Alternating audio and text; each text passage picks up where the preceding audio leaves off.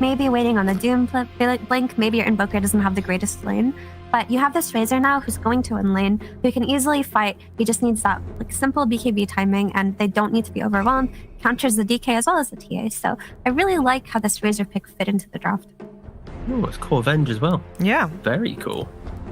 Very cool indeed. Do we like that? I do like that. I think it's very good, yeah. Especially if they're going to play on these swaps, then you can kind of sacrifice your Vengeful Spirit and have her come back up with that Ags timing. That can be very nice. Yeah, I feel like So, do we have for a Alliance's favorite? lineup... Sorry, T. Say again, sorry? Do we have a favorite? I kind of favor Secret just because I feel like this BKB timing of Razor will be just enough to offset everything Alliance wants to do, to then buy time for everyone else to get the items and to make plays. I think that alone, there's a lot of emphasis on Alliance just sweeping through the map. Just Razor VTA, it's so hard to see TA win the games. I do like Secret's lineup overall, especially if it just goes well for Secret in the early game, but we can see Alliance's team. Like, we can see what they're going for here with the DK, the Leshrac, the TA. There is a really strong mid-game timing that they can play on, but if they mess up a couple of times, I feel like it's just going to be too easy for Secret to overwhelm them. All right, well, we're going to find out how this game's going to play itself out together with our commentary duo. A little bit unorthodox, but it's Jenkins and Waga. Hello, ladies and gentlemen. I'm the play-by-play. How dare you? I'm Orthodox Jenkins, and this is Wagamama, my analyst for today. Apologies in advance, ladies and gentlemen. We're getting to Alliance versus Team Secret, and we've already been talking about the draft, so I suppose we'll just continue that a little bit. I mean, obviously, a team with TA is the better team, so naturally, that's my input. Yeah, no Pudge in this game, so I can't play favorites as easily as you. Yeah. But there is another hooker in this game. That is the Clockwork with double damage now to the Battery Assault. I'm a big fan of that because you can hit more creeps. This is a core hero now, potentially. Yeah, I mean, it can be played as a core. It would be really fun and exciting to get to see that. Sadly, in this game, doesn't really feel like we're gonna get that. But yeah, I think he can turn himself into a core. Yeah, a bit of scaling action. Just maybe it's a jungle Clockwork, you know? He's this. Oh, a little bit of rune hiding action. TA. Doom is squishy against this hit. Double meld with the Clockwork there as well. Are they going to go for it? Is Zai going to go? Is he going to die as a stand-in? Aramis goes in with the Battery Assault. They do get the Caudal Blast. That is going to be first blood for Nico, baby. That was so clean. Okay. Hey, don't put the camera on him. God, he's a stand-in. Give him a break. Oh, come on. That was very nice. Good start for TA, of course, getting the last hit as well. So first blood going into the lane. Panel was talking about how TA against Razor is usually a hard game. Definitely true. He can be an annoying hero. You need repositioning. But you disagree. I disagree a little bit if you get a good enough game. If you have your Blink and Hurricane Pike, basically, if you have these two items, then Razor's not a problem, but usually you need a lot of items. Zyke, he's using a bit of Scorched Earth just for harass. Ice. He's got to be careful, though. Aramis. Dude, he's just destroying him. He is killing with that level 1 Battery Assault. Zyke, he's trying to take some of the damage. Actually does save Ice. Yeah, bit of body block. Zyke comes in and protects him there. That's not a good start if you're the core on this lane, and he went with a no regen build too. Yeah, he does have tangos coming out, so that'll be good for him, but that will take him to full HP as Tornado comes up, a bit of harassing action. Ice. Again, he's getting got on by Amber. I'm not good at this. Aramis. You got Good lord. I'm just gonna say the hero name's Clockwork. Yeah. Man, this clock is just being hyper aggressive, and I like it. This is very difficult. It doesn't look like it's a core Venge anymore. The Doom is the one who's able to stand on the lane and farm. Bit of creep cutting action happening on the bot lane. Yeah. It makes sense playing into the Razor. It's not exactly a happy matchup for any melee hero. Yeah, look at Razor. He's just chasing after, but meanwhile, he's taking a lot of right clicks. Nice. I expect... Dude, the big matchup here, though, is the Invoker and Lesh. Like, look at this. Nisha, last hit-wise, 10-2 versus currently 6-0 on the Lesh, and Lesh being very low mana. I mean, do you feel like that's an outskill, or is that a matchup that is like supposed to go like this? It's slightly a bad lane, I think, for Lesh, but I also think it's outskill at this point. Like, if it goes this bad, I think it's a bit of outskill. He misses another stun on the mid lane and gets tornadoed. He's really low. He will go and get the bottom rune, but so far Invoker is dominating mid lane quite a bit. Yeah, it did have the Fairy Fire, so baiting a little bit, and he's got a bottle, so he fills up with that rune, and Nisha does not. But of course, Nisha, you know, he's got those Quas orbs, so he doesn't really care that much either. Short-sighted of you. Yeah, I feel like Invoker is one of those heroes, like, you feed a good early game and a couple of urn charges, and he can really pop off. Yeah, normally you need like one rotation from a support, and you get the urn charge going, and then you can kill stuff on your own almost from that point on. But for now, it looks like he's going to be off to a good start, but so is the TA on top lane. I mean, Venge now at 9-0, getting some farm as Doom is finally starting to push back the Clockwork. And bot lane, just going, I mean, yeah, going even. It's just what happens whenever you creep cut like this. And yeah, I feel like playing into a Coddle too, like, Coddle always tends to do pretty well in the lane because you can just shove the lane and then cut the next wave, which is exactly what they're doing down here. Yeah, and they have a nice combo, big nukes between Coddle and DK. They can just shove, like you mentioned. But look at this mid lane, like, He's constantly. gotta be a little careful. Yeah, constantly his HP is in a worrisome range. Yeah. You can see Nisha, he was thinking about going in with the cold snap there, but maybe he miscalculates and it's like one extra hit and he actually ends up dying to the tower. Yeah, he's pressuring. Don't want to get baited too deep. Nice cogs there coming out from the Clockwork. Gonna hold him. Zayak, he's taking a lot of damage. Not that high armor on Doom. Going on Ice. I imagine this is just a bit of harass. Yeah, bring down the Doom even without Meld Strike connecting there. Clockwork just giving so much time to land right clicks there. Does feel like a good lane to play Clockwork into. I don't see, like, usually Clockwork is rough versus these heroes that can get out of the cogs. He is getting caught by the tornado. He does have a bottle. Does he have anything? He has a Fairy Fire to use, and he has the water in. I don't know if this is going to be enough, though. Maybe. Can he hit the It doesn't matter. There was Visionaire on the tree because Puppy ran in there as well.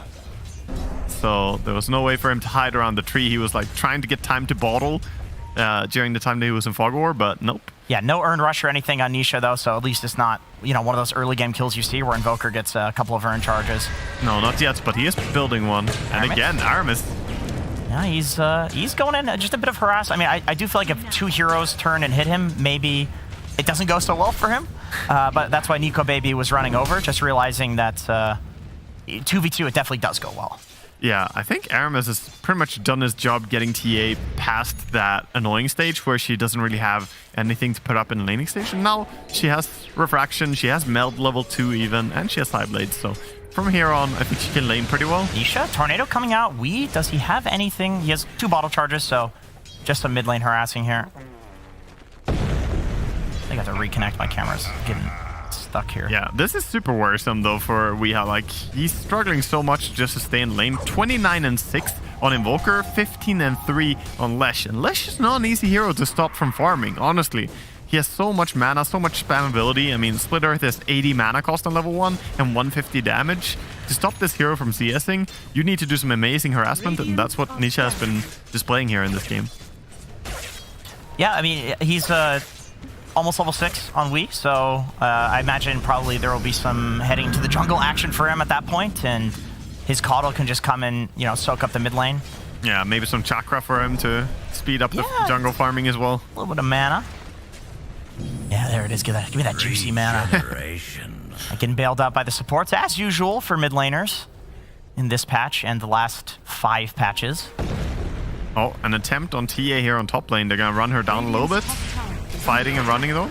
Yeah, they can peel their Refraction charges off just easily enough with the Doom spell. And no stun coming out from Ice Ice Ice. He has no mana for it. Does have 1 charges. Zayak getting caught by the Battery Assault. TA, plenty of Refraction charges to work with though. Yeah, she blocked the magic missile. Now she can just go back to farming.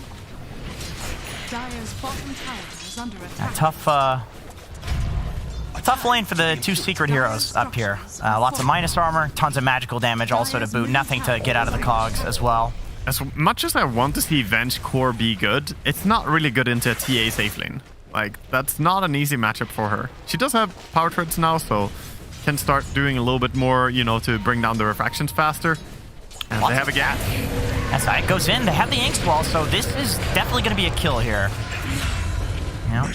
That's on the catapult wave too, so they can pressure this tower a little bit. Oh, Clock pulled the creeps away though. I don't think they will get that much done because of that. The little rockets They're gonna tank it with Salve and try to stay here to keep the catapult alive for as long as possible, but this is painful to do as well.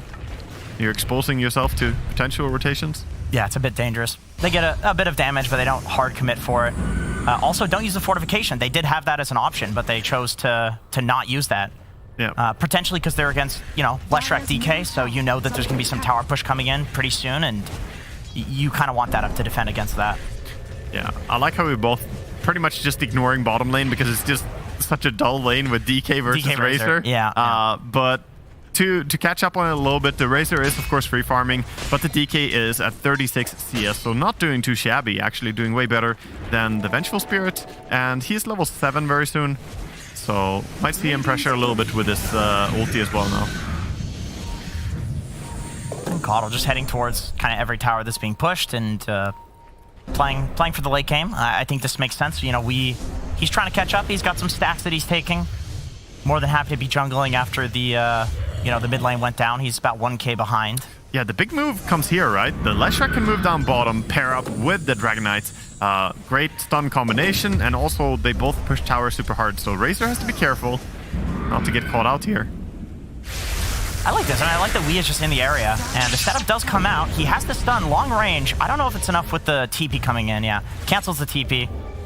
So not much of a commitment there from Secret, and I think for Alliance also, like if that TP does connect, then you're not getting that kill anyway, so both teams back off. You could see it as an opening though. I mean, Venge showed her TP, showed that she canceled the TP. Now she cannot be bottom as long as she's showing on this top creep wave, so you could double down and go push this tower again.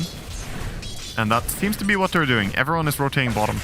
Yeah, and it looks like on the flip side, Secret's also trying to push the top tower because they committed the TP bot. They realized that means their tower's going to fall down. And so, at the very least, trade 1-for-1 for that TP.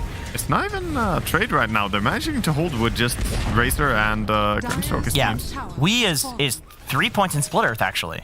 He has only 1 point in Edict right now, so that's not that much damage. Yeah, that's a strange build, actually. This is not what you usually see on Leshrac. All right, let's figure this one out. Why did he do this? Like, what? I mean, it gets bigger, so you don't look noob when you miss. Do you think it was because he had an extra skill point, and for that bot DK stun to connect it, he had to have the extra AoE? Because I just saw him with this. But even just going from level 1 to level 2, I think is hard to justify. I actually think it's one of the worst skill points to level up Split Earth. Like, yes, it's bigger AoE, but I really think compared to Diabolic Edict, it's pretty trashy. Yeah, I mean, I'm with you. Until you have Shard. Once you have Shard, of course, like amazing. Get that stuff maxed out. And I don't mind like the 2-1-2 for laning. Yeah. Sometimes I'm an offlaner, so I'll usually go 1-1-2, and then after laning, you max out the Edict, so you can actually run around and have tower pressure. But no, you're totally right. Like 3 points in stun is like you almost never see this. Yeah, standard would be 1-1-2 into max Diabolic Edict and use your ulti to farm all the time. That would basically be a standard skill build. So this is a little bit different. So WEU is chilling towards the top area. There is a smoke coming in on him. Nisha is there with the urn. Yeah, and they don't Doom. quite see him. They're going behind with Doom. Oh man, if they can get both of them here, Ice. He goes in. He gets stunned first, but the Tornado comes in. Now with the Cold Snap and the Doom, it's just there's no moving away from that. Yeah, I like Caudle just running away. He's like, nah, you're beyond saving. I'm out. Yeah, I mean he's so fast he can just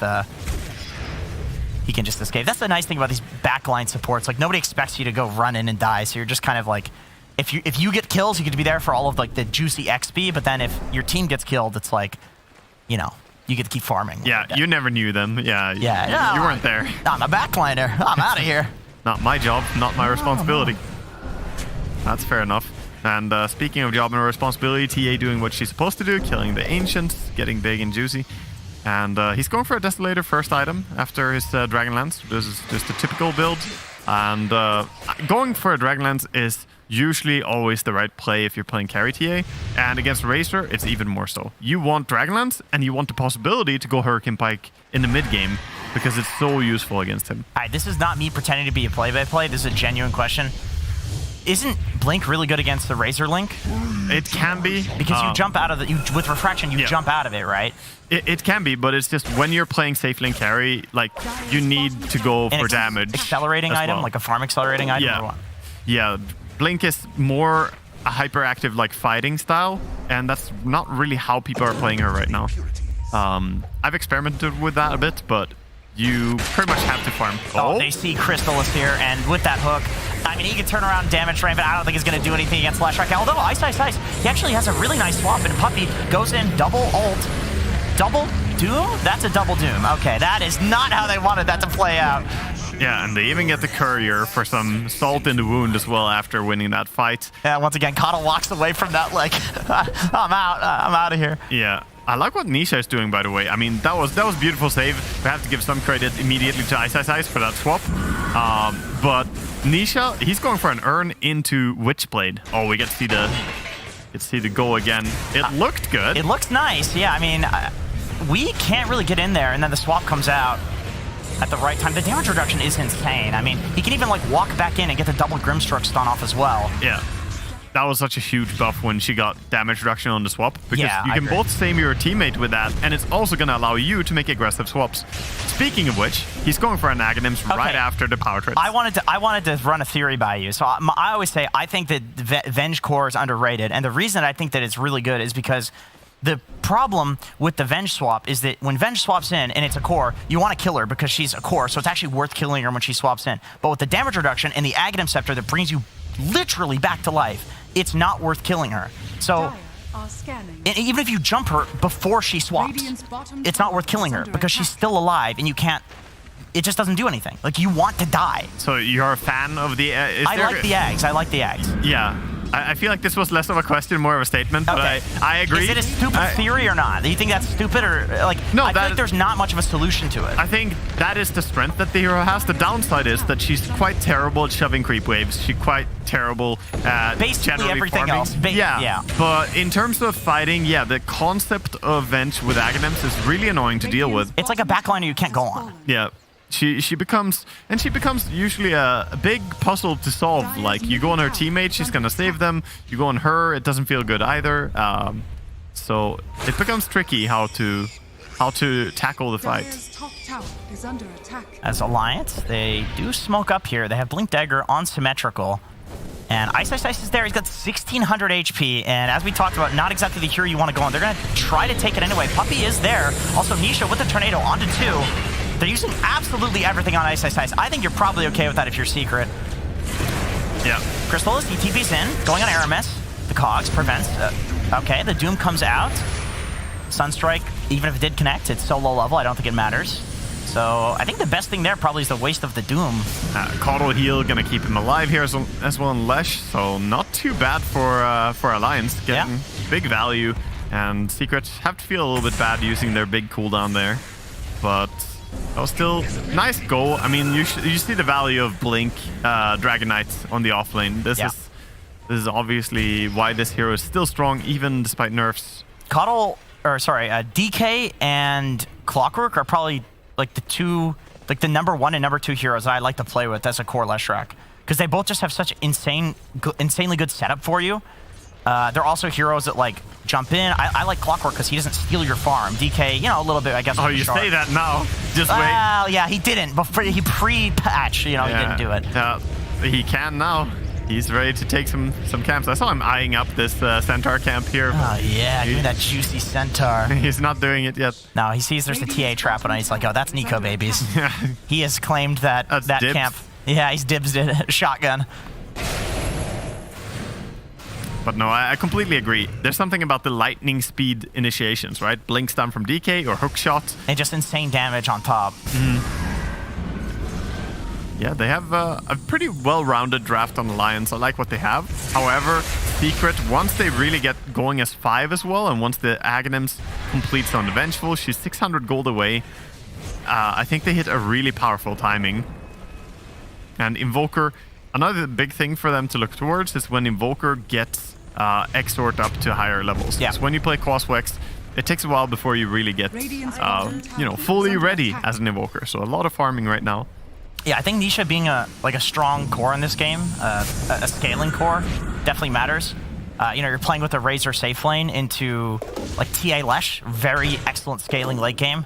So I really like the Nisha built into Witchblade. He's got Witchblade Spirit Vessel, tons of damage. Going for Exort, as you mentioned now. So yeah, good scaling from Team Secret. They definitely are looking to, get that double Doom off in the next fight. That's also a way that they scale into the game is with that combo. That never really gets bad. Yeah. Worth mentioning here is that the TA went for a talent that's pretty uncommon. She went for the 20% evasion talent. It was buffed. It was 15 before. It wasn't buffed in this patch, but recently. Usually people go for the range, and even against Razor it can be tempting. There's not that many right-clickers on Secret, so I'm not sure that I would have done the same choice here, but it is deceptive. TA with the refraction and evasion can of course keep the refraction charges up longer. Yeah. And now she has that blink.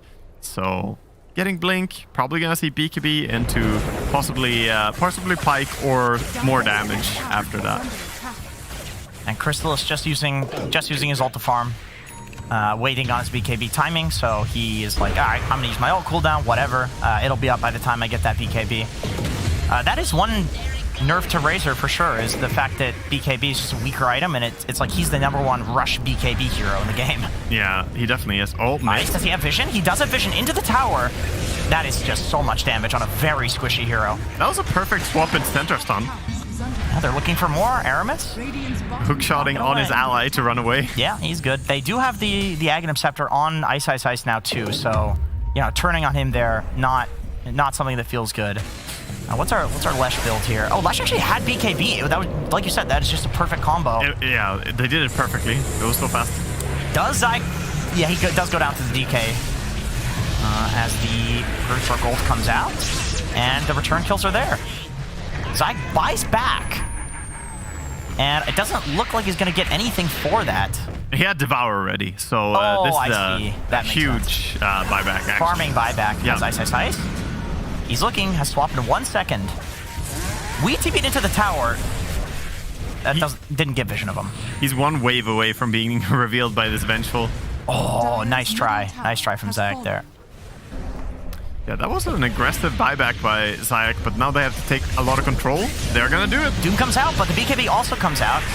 Unfortunately, Razor does go entirely through that with his damage, but Aramis does as well. He gets him into the tower. Can Weehaw be healed? I would imagine the Coddle probably does that. Aramis goes down as a sacrifice. Nico looks to kill Ice, but he realizes, hey, this guy's got an Aghanim Scepter. It's really not worth much to kill him anyway.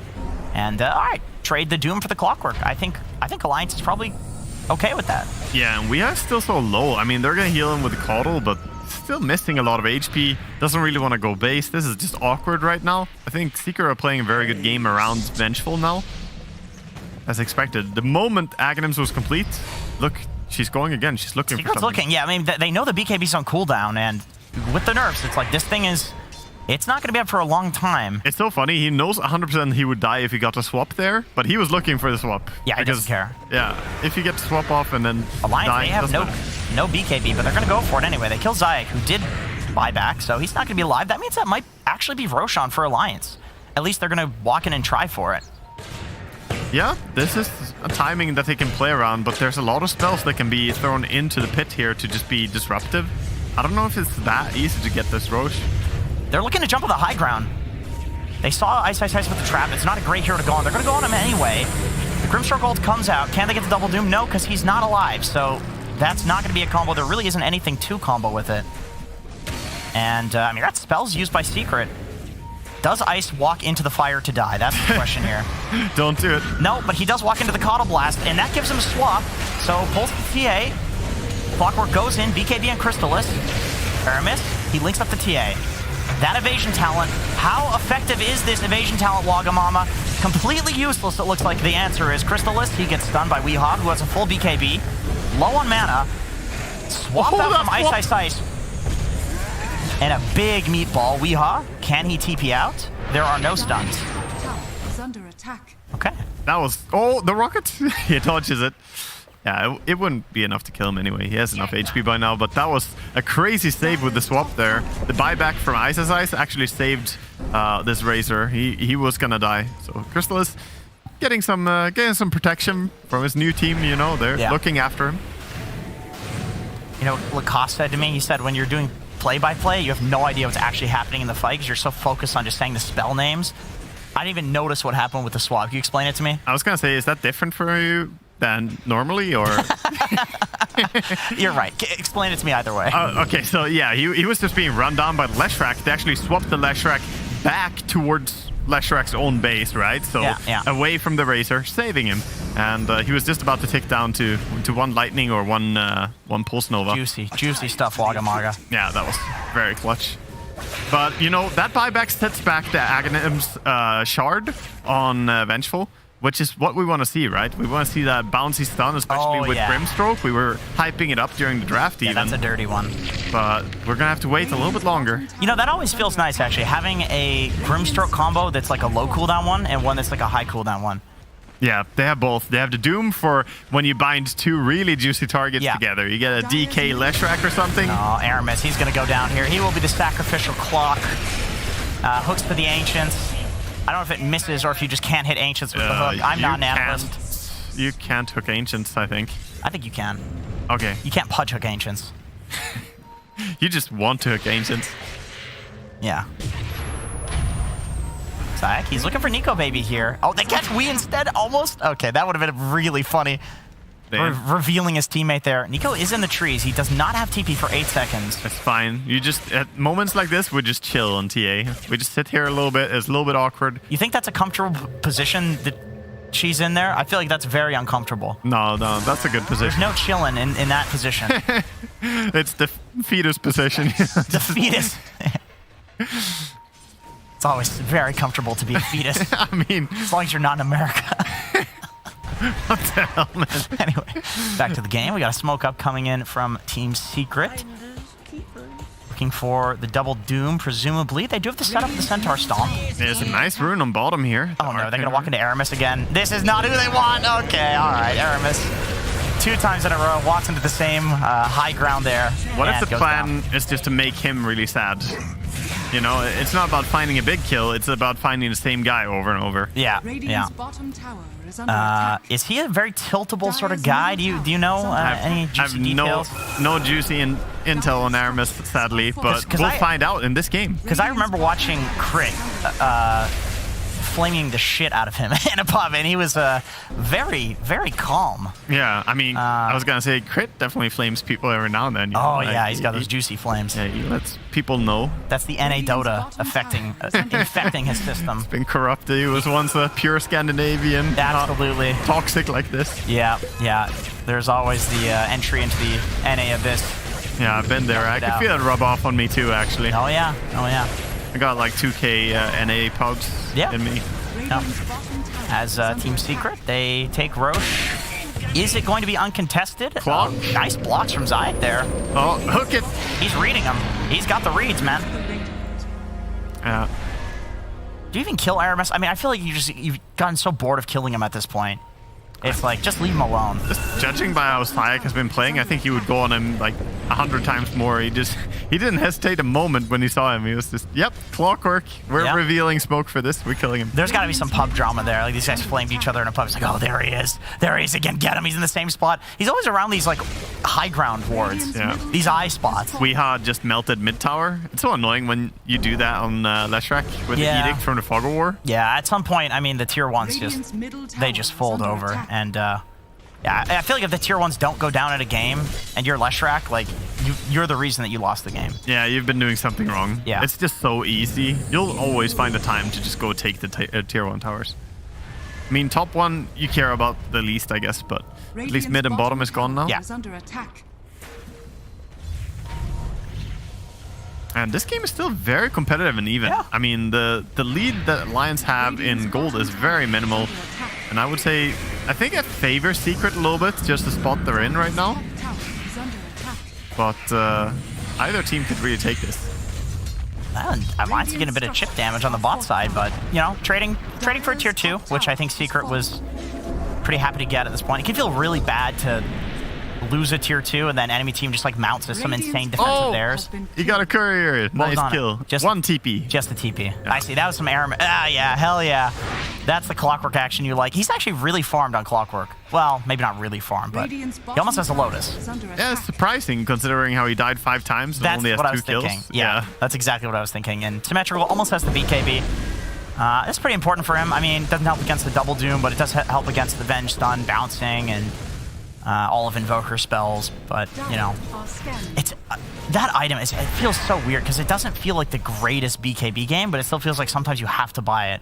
Like, what else are you going to buy on DK? Halberd? Yeah, it's very awkward when you're against this Doom and Razor. So both of them are kind of like, do I really want to buy Venge BKB? swap But then Invoker is pretty much the biggest BKB forcer in all of Dota just by having 1,000,000 spells.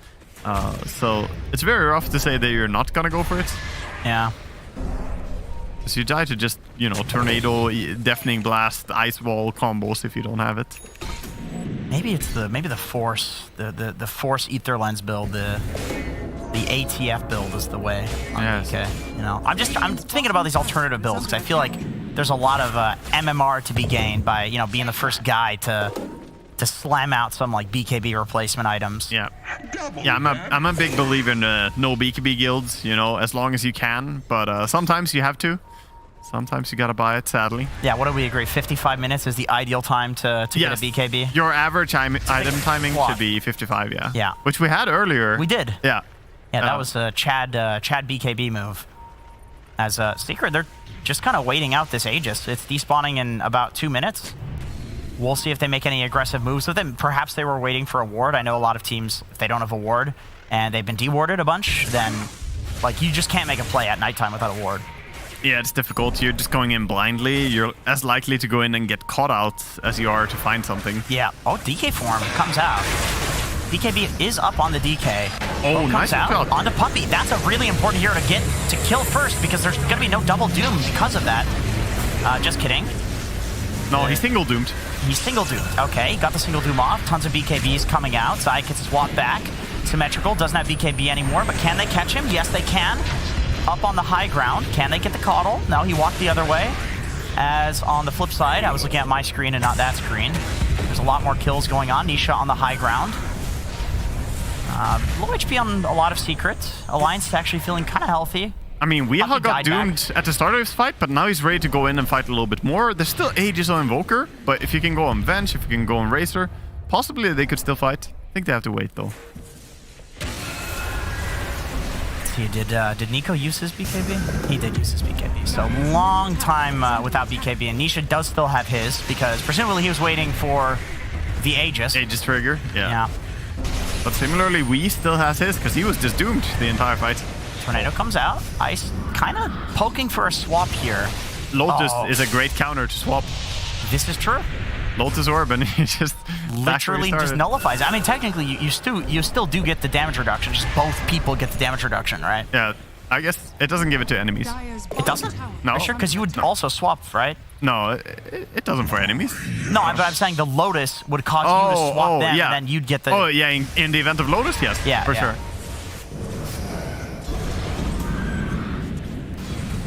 Ice pushing out the mid lane very pathetically and slowly, but he does have the... What the hell is it called? The Shard. No, the Cloak of Flames, Wagamama. Oh, the Cloak. So that's he's doing big AoE damage. I thought you meant he can push by nuking 2 creeps instead of 1 with a magic missile. That is just too pathetic. Yeah, well, it's not 1 pathetic, so... That's right. Yeah, that's right, Wagamama. Better. Dire's middle tower has fallen. They do get that mid tower finally, and now the map is starting to look a little bit more open here if you team Secret. Smoke comes out from Secret because they know that Alliance is making evasive maneuvers, and Weehaw is trying to finish off the Ancients. But he will do it in time. He does it in good time and he's gonna get out.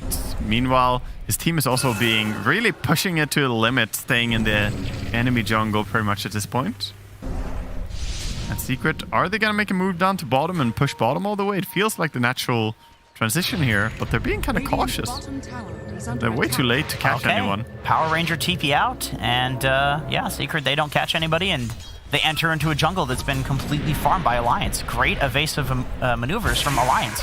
And now that the Aegis has despawned, they 5-man smoke out of their base. Yeah, they counter smoke. I like what they're doing, by the way, quickly, itemization-wise. Having the Lincolns on TA, going for Lincolns on Leshrac as well. I think it's a great counter to this team that Secret are playing. Jump onto Ice. This is a hero who will respawn. However, on the backline, the Doom does get caught. So maybe he cannot get the double Doom off. There's a lot of disruption happening from this clockwork. BKB's come out on basically everybody in the game, as Alliance is kind of stuck in the river. Doom comes out onto the DK. Not really an excellent target to Doom, but the Leshrac already went down, so I guess it's... Nisha pops a BKB, also Ghost Walks. He's very afraid of Nico Baby, as he is two-shotting Puppey. Tries to go for the disarm, but the shot already went off, and that is a gem on the ground. The DDTA takes the gem, starts running away, trying to get to safety. Razor's running after. Yeah, just able to pop the refraction, so he gets out. Yeah, Looking for the long-range snipe, doesn't get it, just barely misses it. yes, that Meld Dispel talent, it's super high value in this game. There's just so many things to dispel. You have the Infernal Blade, the Cold Snap, the Vessel, you have the Wave of Terror, debuff. You have, of course, if the enemy team has a Dust. There's so many things to get rid of. Just amazing talent in this game. It's the other talent. 3 meld armor reduction. You know what? I feel like people overrate armor reduction in general on these heroes. You know, like, there's always these cool talents, and people just go for the, like, PA. Remember PA for the longest time had the, like, 3 armor reduction, and the other one was 85% evasion, and people would go for the armor reduction. Oh, Nisha gets caught out, although Aramis, he jumps in. Looking to catch Nisha, who does not have BKB, because that cooldown was increased, although there is backup here. Alliance, they're kind of poking. they can't get through the ice wall. They get caught out. They're just not able to chase. And now it's gonna be Caudle going down. He was holding Invoker for so long, but that ice wall saved his life. They could not walk through it. And yeah, going back to what you were quickly mentioning there, actually the PA minus armor talent was broken because you could go Manta style with it. And it will work on Mantas, yeah, exactly. But then they patched that out, and ever since, it's like, yeah. Yeah, this was just Nisha kind of walking through a sentry ward and Strawman. Yeah, look at this ice wall. Look how long they're trying to get past this. They're like, oh, Invoker, maybe we can walk up here, and then nope, and Doom jumps you. Barely misses the Sunstrike too. That would have been some nice style points there, but Crystallis the carry comes in and snipes the kill as we're looking at the stand-in once again. Puppey has assumed the role of a unique observer ward that can stand in Roche Pit. So he's just staying in here. That's his home right now. If he had his gem, he could have left the gem in there. True. And that would have scouted it, but unfortunately he also lost that in the last fight. He's really just losing everything here. Yeah, well, apart from the game, which they seem to be in control of right now, a little bit at least, but still very competitive and even. Both teams are fighting for this hard. Yeah, and Ice has Wraith Pact almost on Venge, so he's going to have 50 plus 35. Wagamama, do the math. Yeah, I don't know. Damage reduction. Wow, that's insane, dude. Yeah. That's like 80%, bro. That's all, in my opinion, that's definitely above 60. Yeah. As once again, Secret, they just kind of get Roche uncontested despite Alliance being in the gold advantage.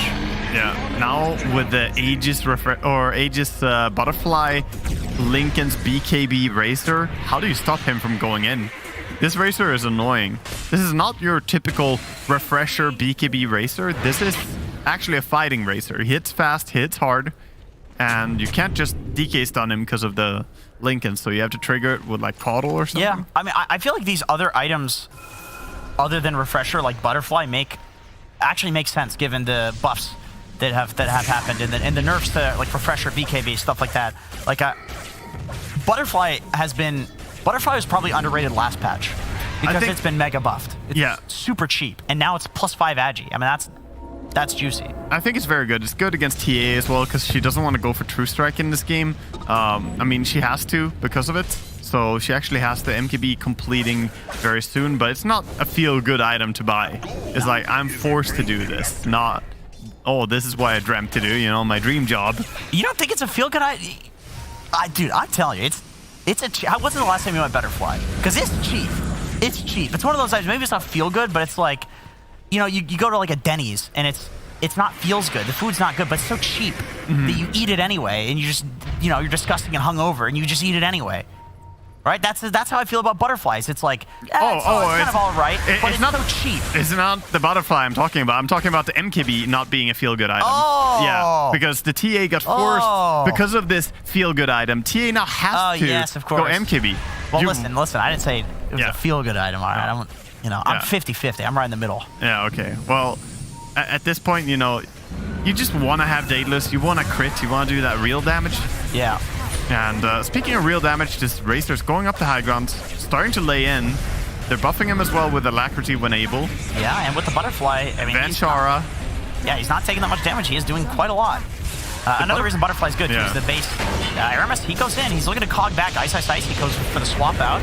3 meatballs fly through, and Aramis is dead for the 50th time this game. As Alliance, they make their escape. They farm the entire cogs as well before it goes down. Very good. Getting all the gold. Yeah, it's actually quite a lot of gold. As Crystallis does have the shard, so he's doing a bit of lightning damage when people are pressing things on him, which, because he's sieging, they're kind of having to do that. And pretty freely, Ice, another swap comes out. Double stun. I think he could have gone for an enemy swap there instead. I think Crystallis felt completely fine. He has Aegis as well. He did use his BKB as well, but yeah, they're gonna back out a little bit now. They have no BKB. The swap had to be used, but with the swap cooldown talent, it's already up again. He only has 15 seconds cooldown. Yeah, that's pretty insane. How long does it buff you? 3 seconds for 50% damage reduction on a 15-second cooldown? Yeah. I mean, that's crazy. How long is Centaur hold? What is it, like 4 or 5? It's like 4 or 5? Yeah. It's not 5. It's got to be 4. Yeah, 4. Yeah, it scales a little bit, right? So maybe like 4.5 or something. So it's like you're getting a lot of damage reduction. Yeah. On a low cooldown with the Wraith Pact. So this stacks additively. Yeah. I really like what you mentioned briefly there, the Butterfly playing into the fact that you have Avenge on the team. I mean, the base damage he's doing now on Razor, before even linking, he's doing 280 damage per hit. And then you just static link someone. Aramis, he is getting static linked again, and he just dies. Yeah, just like that, he goes down. He does have buyback. This is how the last high ground push started. Yep. He is just kind of walking in there and dying, as Puppy is throwing the Ink Swell just to dispel, so that Crystallis is a bit harder of a target to go on there, and they get their action free. Yeah, right now they're just playing on the back of this Razor. He has the attack speed talent, and he's hitting so fast. Yeah, we just picked up the shard, so... oh my god, look at his speed! Yeah, he's a big boy. He's a juicy boy. As he is getting dispelled, but Symmetrical goes in after the dispel, so the swap comes out. He wants to Doom. Double Doom. You've got the BKB. You can double Doom. Nico Baby on the back line does end up killing Puppy. He's in there. Crystallis dies. Does he have BKB upon respawn? He does. So he's feeling pretty comfortable right now. They have to disengage. The Doom was used, and you're not killing stuff. So at this point, I think you have to be careful if you secret. But they want to stay? They're staying. Oh, okay. I guess no BKB TA. Yeah. Yeah, really valuing these BKB cooldowns. And Aramis, he's faking the hook, but I mean, I don't know if he really wants to go in here. Ice throws the stun. It does cancel Nico Baby's Lincoln Sphere as Crystals links up to the DK. Ice goes down, but he does have that Aghanim Scepter. They take down WEU. 90 seconds on the deck for him. Nico Baby runs up to the high ground. He melt strikes Zayak. He's going to get him. But, I mean, almost certainly he goes down here, right? I don't see how he gets out of there. And the aggressive swap coming out, taking Symmetrical out for 84 seconds, who buys back immediately. Gem of Truth on the ground. Aramis goes in. Yeah, he does. He is in and very lucky to be alive. That's, yeah. Not for long. Even alive. He's dead. I don't know what he died. I mean, does the Vessel really do that? Witchblade, I think. Witchblade and Vessel, the combination. Yeah. That was a little bit of a weird hook, but I think everything is already falling apart before that. He has buyback, Waga. All right, he's got buyback. True. Ice, who is dead, is still alive. Probably have to use that buyback. You're kind of losing the game really rapidly.